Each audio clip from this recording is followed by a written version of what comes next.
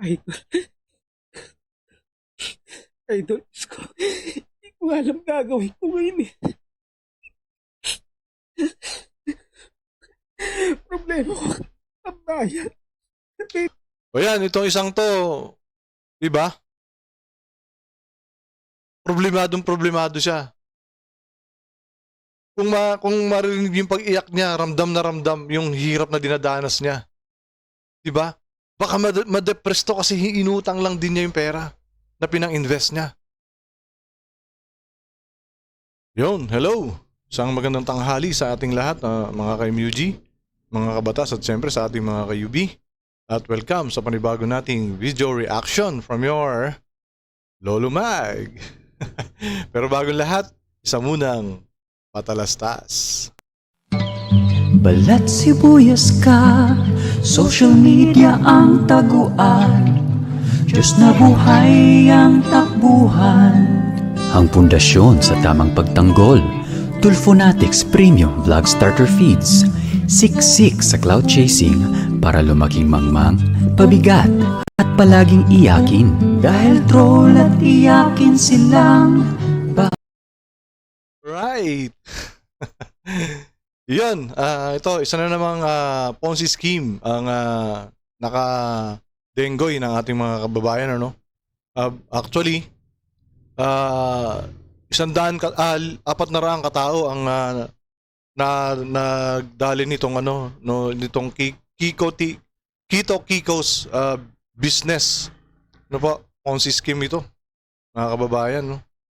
And yun, sana pag alam po natin na na medyo talagang good to be true. Too good to be true. Eh mag-isip na po tayo kung bakit gano'n, no. Tapos wala kang gagawin kundi mag-invest lang. Eh nakakaduda na po yung gano'n. Ano po? So ito, panoorin po natin tong video ni Kapitan Barsaga. So there you go. Kaibigan, maging aware kayo sa mga taong nag-i-invite sa inyo para magsabi ng investment. Lalago ang pera ninyo. Pag kayo'y sumali sa ganyang grupo, pag-isipan nyo ng 100 times. Unang-una, Sikap. Tama, Sikap. Pag-isipan, lalong-lalo na kung, yun nga, sabi ko kanina, no? Pagka too good to be true, talagang, ano na yan,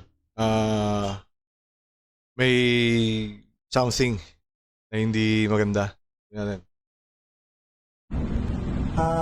doon sa may-ari ng Kito Kiko Investment, mahiya kayo.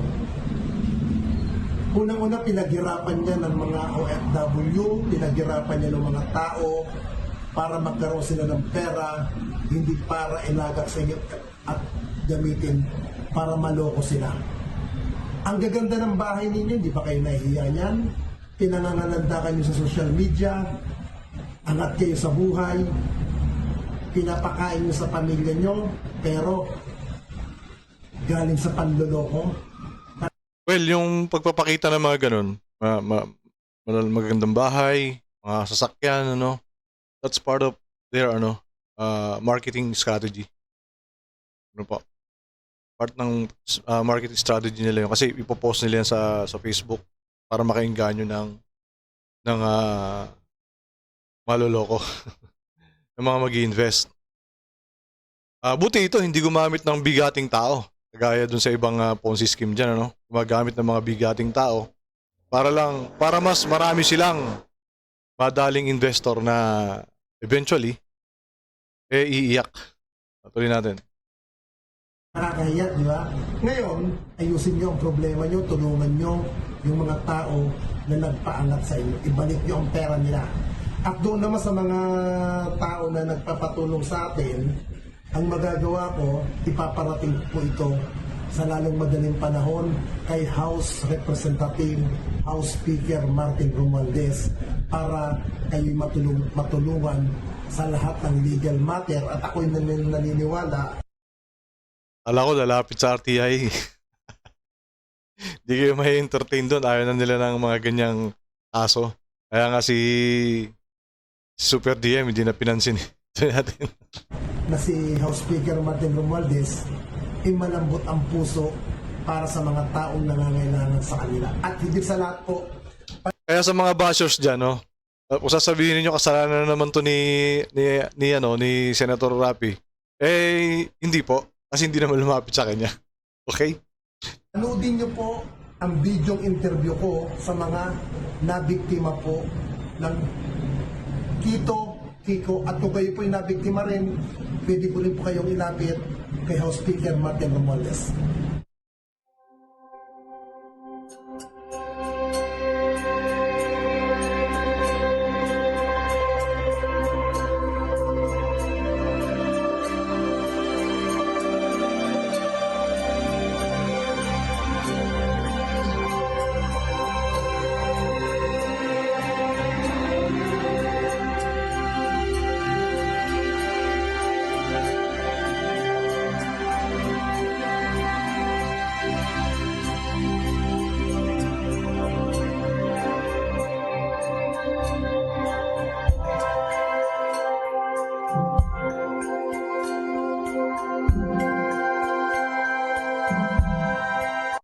Ate, pwedeng malaman kung anong pangalan nung investment group na nirereklamo nyo?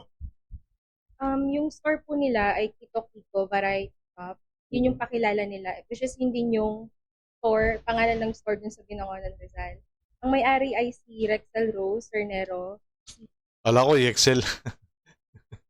Well, part pa rin ng ano nila yan, ng marketing strategy, no? Yung mga ganyan, papakita ka ng tindahan, mga ganyan. Part yan. So, mas madali sila makaka-inganyo ng mag-invest. Season. And yung Kasi pinapakita nila dito na kaya nilang mag-payout. No? And yun, tawag ito, pagka ganun, halimbawa ang kukunin lang sa iyo ay pera, wala kang gagawin kundi maghintay ng tubo, ibang usapan na po yun.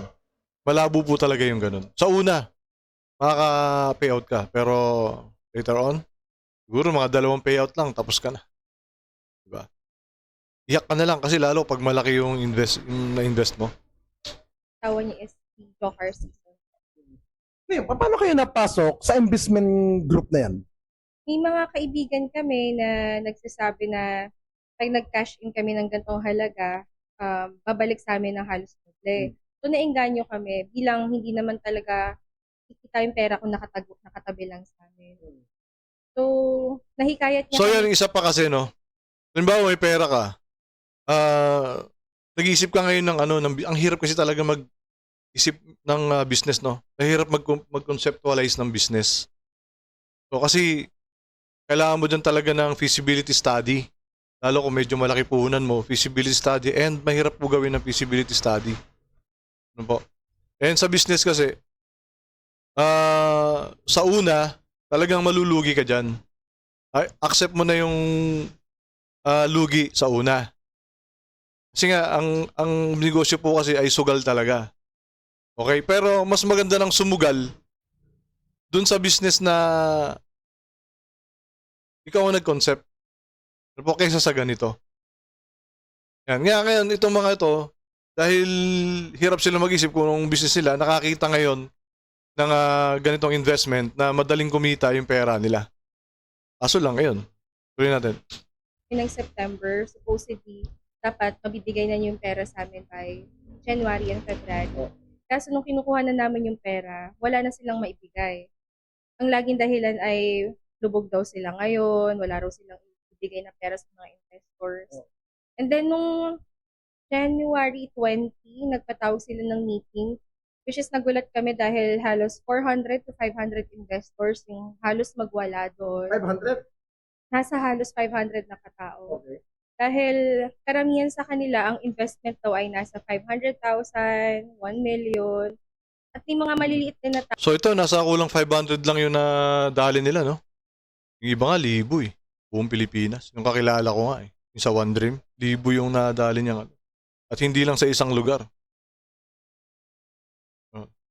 So, bilib ako dito sa mga ano na to, mga naloko na to, no? Kay Barsaga sila lumapit. Hindi sa senador. Tao na 5,000, 10,000. Pero meron bang pagkakataon na may nabawi kang pera doon? Nung una, nabigyan nila ako, parang 3,000 lang naman yung tumubo nun. Dahil 2 weeks lang naman nila na ano sa akin. So parang nagtiwala ako. Doon sa 3,000, magkano ang investment mo nun? 50,000 po. 50,000. Nakakuha ka ng 3,000. Nakakuha ako ng 3,000 patubo nila. Pero halos inaway ko pa sila noon dahil ayaw nga nila ibalik sa akin yung pera. Inano ko sila na kailangan ko yung pera. Halos gabi na rin nila na ano sa akin yun. Ang style kasi itong Ponzi na to, no? Mag-invest ka ng money. Tapos, pag may nag-invest dito, sa kabila, doon ka makakakuha ng, ng tubo. Makaka-payout. So, habang may nag-i-invest, tuloy ang negosyo. Kaso lang, pag wala na nag-i-invest, patay na ang negosyo. Ganun yan. Pinapaikot-ikot lang yung sarili niyong pera. Ganun. Tapos, siyempre, pag wala nang pumapasok na pera, wala na. Wala nang i-pay out sa inyo.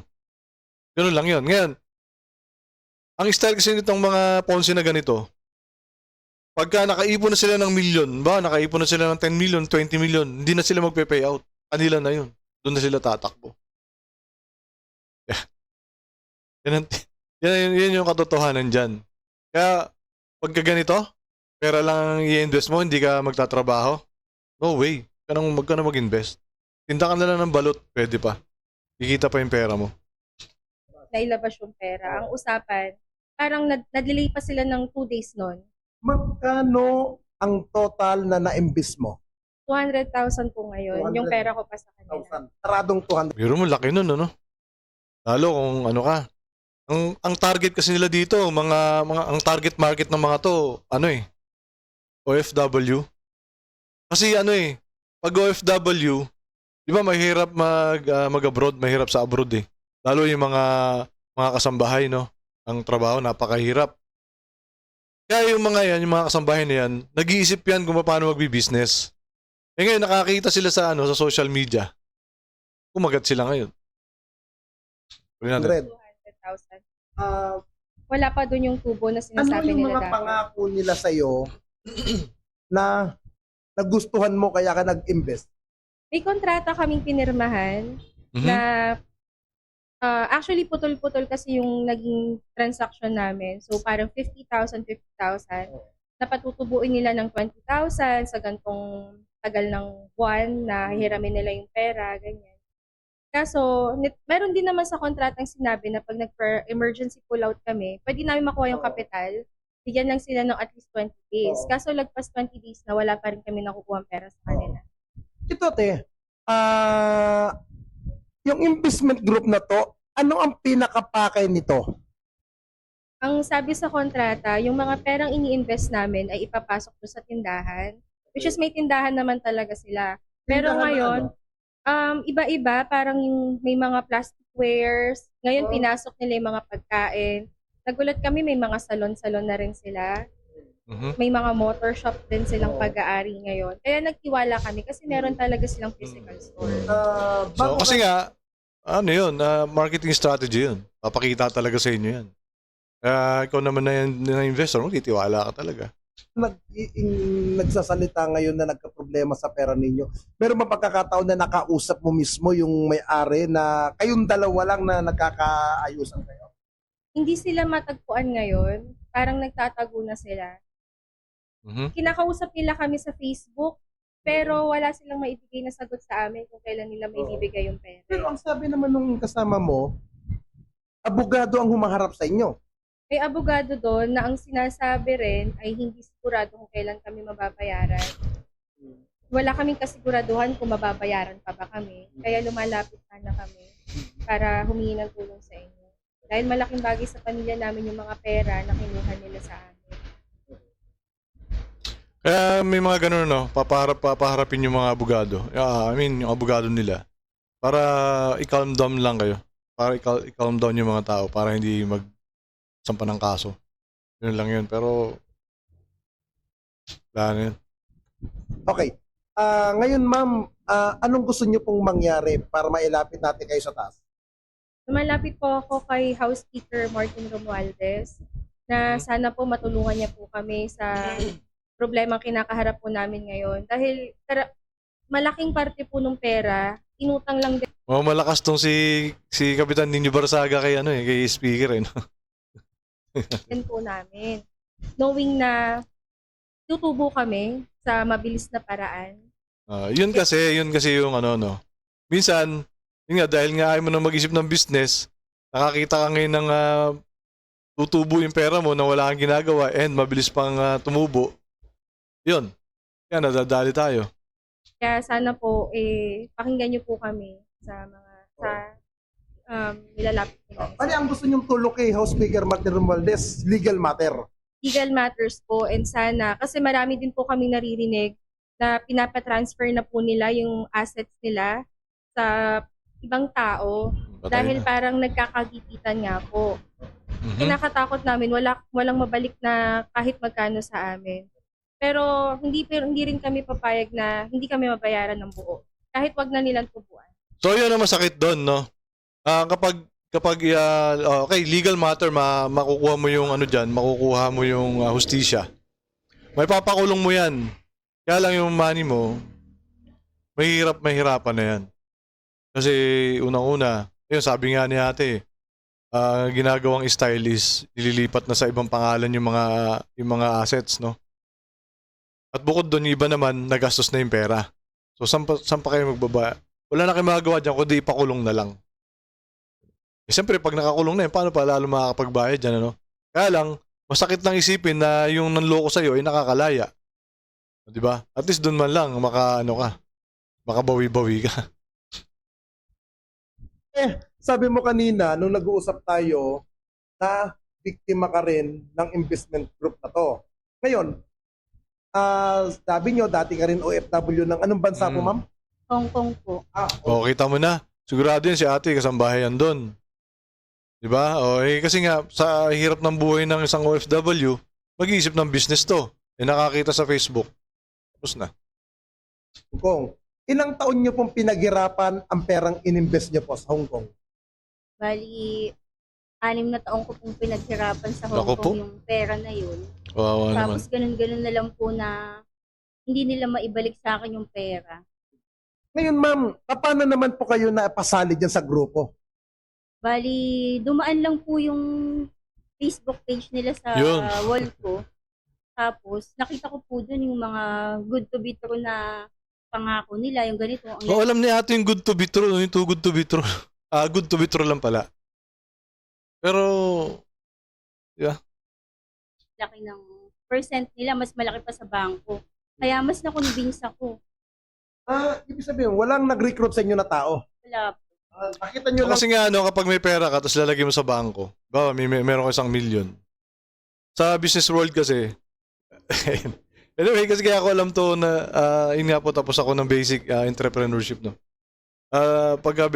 Nag-aral ka kasi sa business, gagawin kang matapang doon. Kasi nga, paano ba, may 2,000,000 ka, lalagay mo sa bangko. Ngayon, ang katuwiran mo is yung tubo lang nun, income mo na yun, monthly. So, hindi, ang pagbabangko kasi ng pera, depende yan sa bangko kung matibay talaga yung bangko mo. Kasi minsan, nagsasara yung bangko, ang insurance lang yan, alam ko nasa 500,000 kahit magkano pa yung pera mo. Ngayon, pagka ganun ang mindset mo, ang tawag sa'yo ay isa kang duwag. Sa business world, duwag ka kasi yung pera mo, hinahayaan mo lang sa bangko. Pero ang totoo niyan, yung bangko ang nakikinabang sa pera mo. Kasi ini-invest nila yan. Mas magkano lang ang tubo mo sa bangko? 2 point something or 1 point something, ganun ang interest ng pera mo, di ba? So yun, kailangan sumugal ka. Maging matapang ka. Sugal mo yung pera mo sa tamang negosyo, hindi yung sa mga Ponzi scheme. Okay ba? Tax. Ang through social media. Opo. Kasi may mga nag-share sa mga page nila. Sa inyo, ma'am, magkano po ang inyong na-invest? 800,000. Naku po. 800,000. Meron na po, Imagine, yung pinaghirapan niya ng 6 years. My goodness. Diba? Sayang ang pera. Hindi, ito, sana mabawi pa, pero mga 20% mababawi, pero 80% hindi. Po ba kayong nabawi sa pera na yon? Tubo. Wala pa po akong nababawi sa kapital. May Patay. isa. Wala. Wala po. Okay. Bali ngayon, ma'am, gusto niyo po Ang lupit nito, no? Imagine, yung tubo lang yung binibigay. Grabe. Klase. 3,000, 5,000. Sa 50,000 mo, 5,000 makukuha mong tubo. Tapos 2 beses ka lang bibigyan ng... Di ba? Ay. Loy. kung mangyari, magpapatulong din kayo kay House Speaker Martin Romualdez. Opo, sana po matulungan po kami kasi So ayan, punta tayo dun sa investor. Kasi nag-live yung investor nila. Panoorin natin.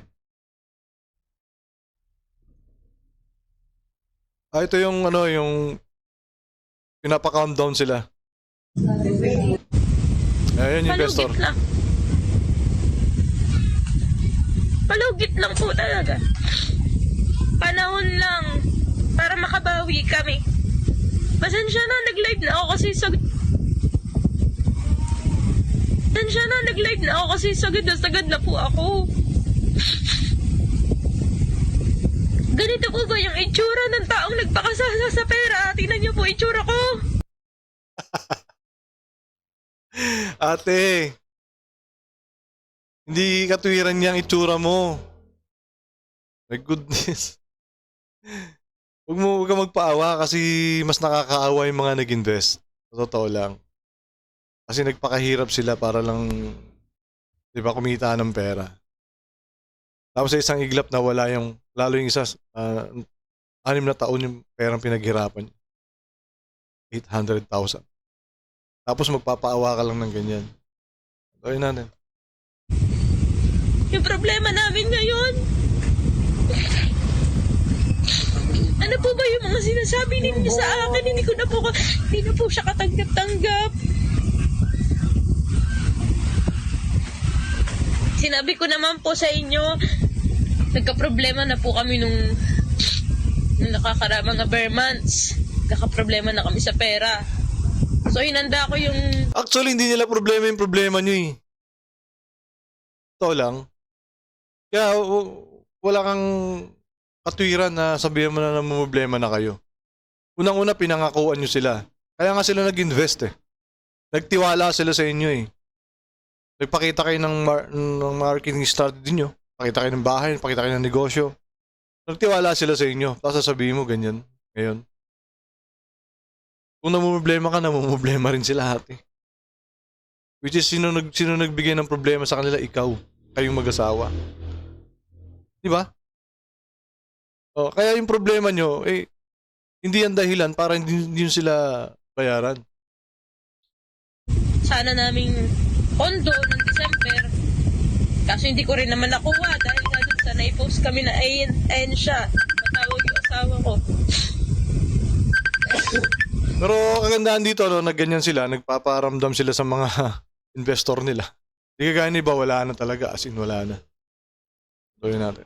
Grabe naman yung mga salita nyo, mga madami. Di po kami tumatakbo. Kung alam nyo lang kung saan kami nagpupunta, naghahanap ng paraan. Sino ba po ba magtitiwala sa amin? Na-post na po kami ng SEC. Sino po ba magpapautang sa akin? Di ba wala naman na? Ano pa ba yung mga sinasabi nyo? Palugit lang po yung hinihingi ko sa inyo. Grabe naman po yung salita ninyo sa akin. Wala, may gana ka pa magsalita ng ganyan. Grabe. Normal reaction yun, te. Baliktarin natin yung pangyayari. Ikaw lumagay sa kalagayan nila. Diba? Yan ang hirap eh.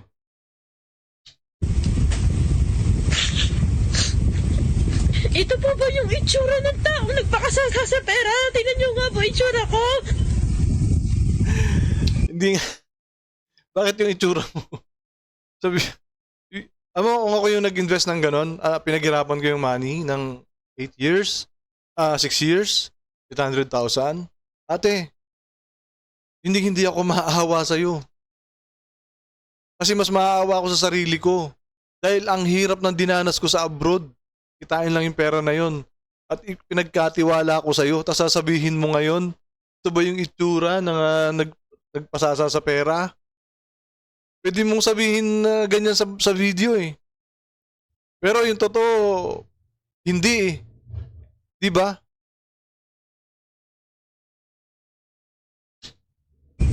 Yung mga sinasabi ninyo, ang tagal-tagal niyong kumita sa Kito Kiko. Ang tagal-tagal nating na magkakasama. Sino pa yung matatagal kong kasama? Sino pa yung grabe magsalita? Napakapayat ko na oh. Ito ba yung itsura ng masayang My goodness. Eh paano kung nag-diet ka lang? Hindi ako nag-uusga dito ah. Hindi ako nag-uusga rito te. Kaya lang, pwede naman nag-diet ka lang kaya ka pumayat eh. Pwede naman nagbihis ka lang ng ganyan para magmukha kang kawawa eh. Mario Joseph. masaya. Dahil masarap ang kinakain. Sinasabi nyo. Sabi niyo pa na, mga pinakain ko sa anak ko. Ano po ba yun? Saan po ba nanggagaling yun? Palugit lang po yung hinihingi ko. Palugit lang yung hinihingi ko sa inyo. Wala po akong sinasabing hindi ko kayo babayaran. Palugit lang po. Nakita niyo naman kung gaano po kami inipit. O yan ha. O yan ate, iyak ka ng iyak dyan. Okay? O ngayon, papakita ko naman sa'yo yung isang naloko mo. Yung isang naloko ninyo mag-asawa. Kung gaano hirap na hirap dahil sa pag-i-invest sa inyo. O panoorin natin to, mga kababayan.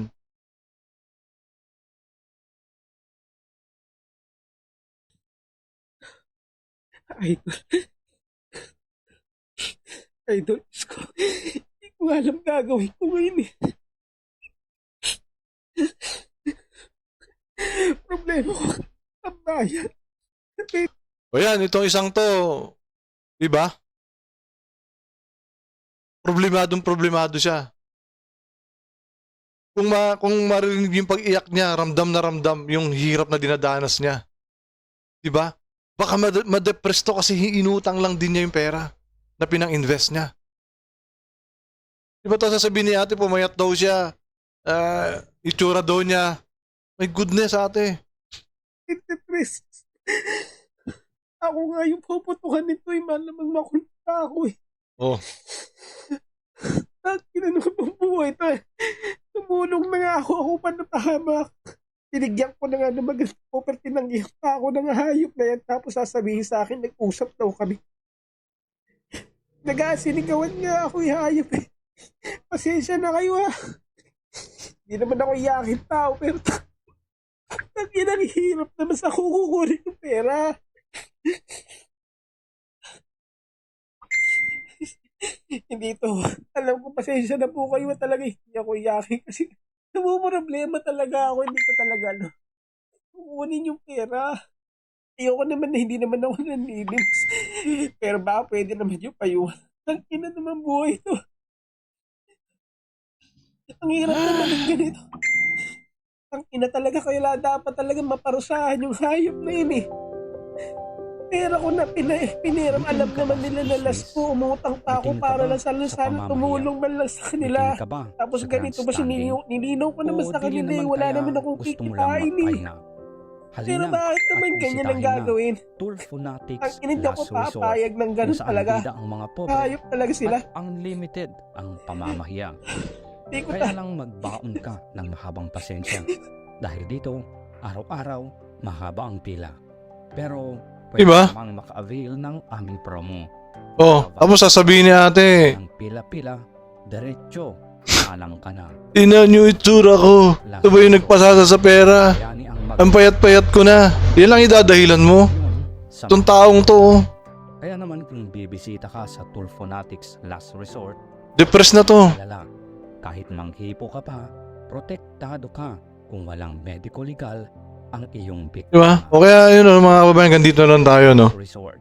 Ingat-ingat po tayo sa pag-i-invest ng pera natin. Kasi Pwede kang pinaghirapan po natin yan. hanggang gusto. Ngayon, kung hindi po tayo makapag-isip ng business na gusto natin kumita ng malaki, mag-umpisa po tayo sa maliit.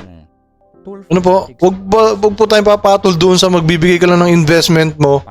Tapos, kikita ka na, wala kang gagawin, eh, too good to be true po. May 10 Too good to be true po. Kaya, buti na lang to hindi gumamit ng mga malalaking tao para makaakay na mas marami pang investment, di kagaya ng ibang Ponzi, no? So yun, no, ingat-ingat po tayo at muli isang magandang araw sa inyo mga MUG, mga kabatas at mga ka-UB. Ingat po tayo at maraming salamat sa inyo. At syempre huwag natin kalilimutan na minsan na tayo mabuhay sa mundo. Kung hindi, Gamitin natin sa tama at sa mabuti. Maraming salamat. dahil meron kaming sister company na pwedeng umalalay sa iyo. At ito ang Senate Last Resort. Kung hindi pa rin kaya ng Senate Last Resort, meron pa tayong isa pang brother company, ang totoong last resort, The Court. Kaya ano pa ang hinihintay mo? Halina at magtungo sa Tulfonatics Last Resort. For all your chismis needs, you can only find that peace only in Tulfonatics Last Resort. Isang paalala, ang pagiging Tulfonatics ay isang malalang sakit. Walang ibang gamot kundi ang critical thinking. Kaya habang maaga pa, gumising ka. Bago baka pala isang araw ikaw ay tumaob na lang at sumabog ng bigla. Hindi nakaka-proud ang pagiging mangmang.